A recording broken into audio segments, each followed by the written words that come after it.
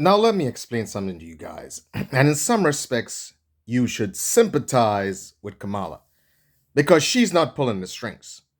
She's not the one that determines who she is and who she isn't. This whole black thing, this whole African American thing, was not created by her. Kamala doesn't want to be black. She doesn't want to be African American. She knows exactly who she is: Indo, Caribbean, Irish, and East Indian. She knows that. Everybody knows their background. But her handlers, but her donors, but her campaign knows that they have to paint her as African American and black because they know that would have an appeal to African Americans.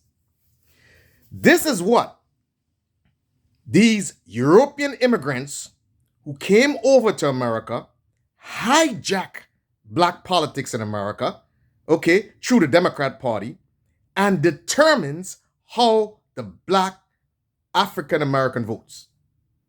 They have reduced the black African American vote to the color of his skin.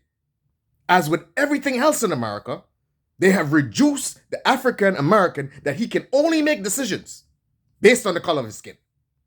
So he should not make a decision about politics based on some great economic theory or based on some benefits coming to his neighborhood or based on some great educational program to help his kids. That's not what it is. He has to make decision based only on the color of his skin. So if the white man says to him, the white liberal Democrat in the Democrat Party says to him, look, I want you to vote for this person, but this person is black. Then he jumps in line. And he sings and he dances. He says, yeah, yeah. So they know. They know that the calculus in the minds of black folks and African American folks is not about what are you going to do for me economically or what are you going to do for me politically, but is about, it's about race. It's always about race. Now you had George Bush, who came and actually did one of the best things he could have done for the black minority and African American community. Okay? He had the No Child Left Behind Act because he knew that through education you can actually ascend from the borders from that is through education you can ascend from the depths of poverty. But guess what? The same Democrat Party still turned and told you that George Bush was racist. Trump came along and said, you know what? I don't like what you're doing to African Americans and black folks and minorities. You have all the good schools. Your kids are going to all the good schools, and you have them stuck in failing schools so they could never ascend from the depths of poverty. He said, guess what? I'm giving them school choice. If you have schools in your neighborhood that's failing, I want you to leave those schools and go to schools in any neighborhood, white, black, or green, so that you can get a good education. What did the white liberal do? What did the teachers' union, who the Democrat Party is beholden to, did? They utterly rejected that. They hate charter schools. Okay? They hate integration of schools. Remember Biden? Oh, we don't want to create a racial jungle. But it's not like Kamala don't know all these things. She knows all these things. But I can imagine a conversation that the white liberal came to her and said, or campaign managers, look, Kamala, you've got to be black. Now, here's a couple of books about African American culture, and I want you to read those books, and I want you to become black, totally black. So, for example, here's a book on collard greens. Okay? I want you to take really good read about collard greens. And that is what they do. I am sure someone on the inside could tell us exactly that's what's going on. We need a whistleblower on the inside of the Democrat Party. Come on, man. Tell me I'm right. You know I'm right.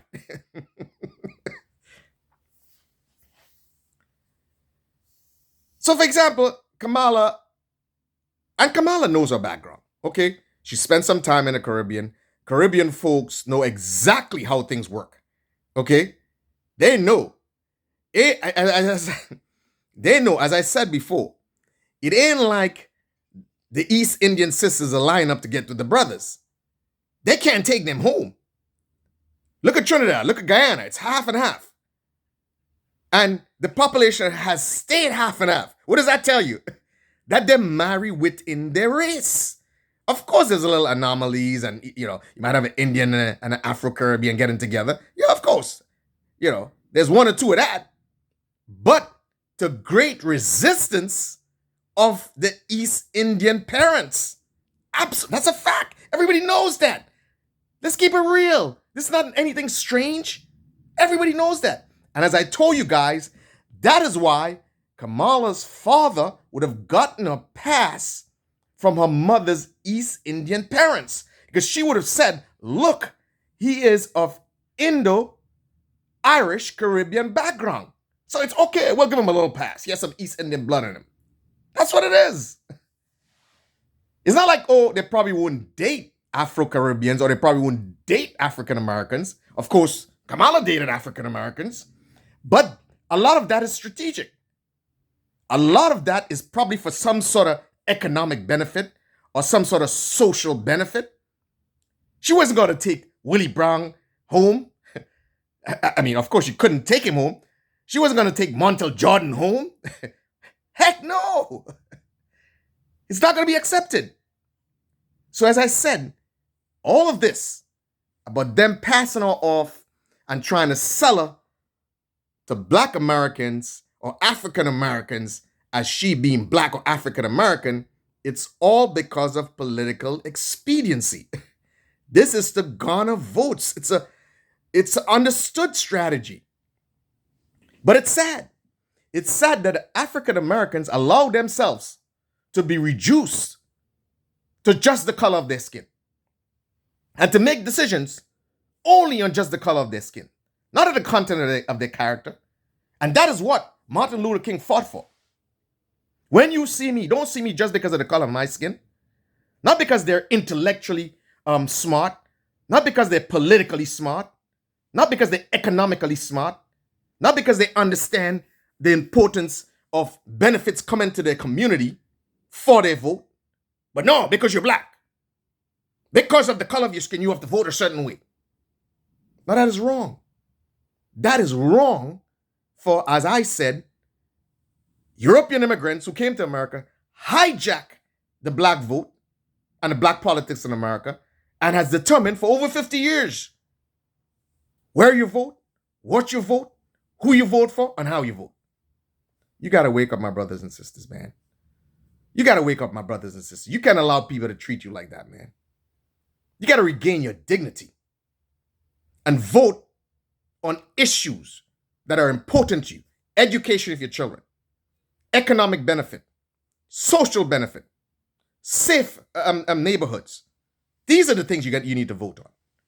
And that's the time, if you look at it, under Republican leadership at a time sometimes you make the most progress. Look at a typical case, New York City. Look at the decadence that existed in many Black neighborhoods. Know who came along to clean it up? It took a